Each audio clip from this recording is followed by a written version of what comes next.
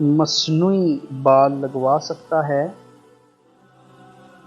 تو اس کا جواب یہ ہے کہ اگر تو بال کسی دوسرے انسان کے ہیں یا خنزیر کے بال ہیں تو یہ لگوانا یا ان کی وگ لگوانا یہ جائز اور درست نہیں ہے۔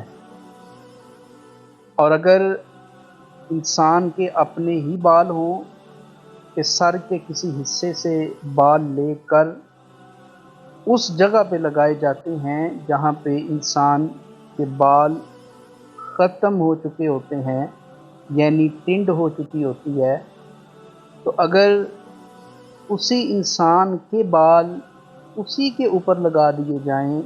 تو یہ جائز اور درست ہے۔ اور اگر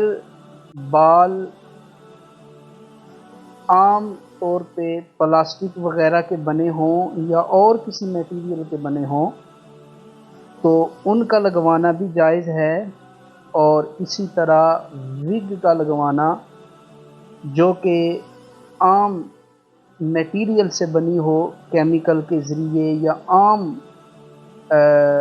پلاسٹک وغیرہ کے ذریعے، تو اس وگ کا لگانا بھی جائز ہے۔ مختصر یہ کہ کسی دوسرے انسان کے بال یا خنزیر کے بال لگوانا یا ان بالوں کی بنی ہوئی وگ لگانا یہ جائز اور درست نہیں ہے۔ اس کے علاوہ اگر بال عام کسی اور چیز سے بنے ہوئے ہیں، یعنی کسی عام دوسرے میٹیریل سے یا پلاسٹک وغیرہ سے، تو ان کا سر کے اوپر استعمال کیا جا سکتا ہے، وہ جائز ہیں۔ جب جائز ہیں تو انسان اس کے ساتھ نماز وغیرہ بھی ادا کر سکتا ہے۔ اور یہ مسئلہ بھی یاد رکھنا چاہیے کہ اگر وہ وگ ایسی ہے کہ جو سر کے اوپر فکس ہو گئی ہے، یعنی وہ بال فکس ہو گئے ہیں، سر کا حصہ بن گئے ہیں، تو پھر ان کو دھونا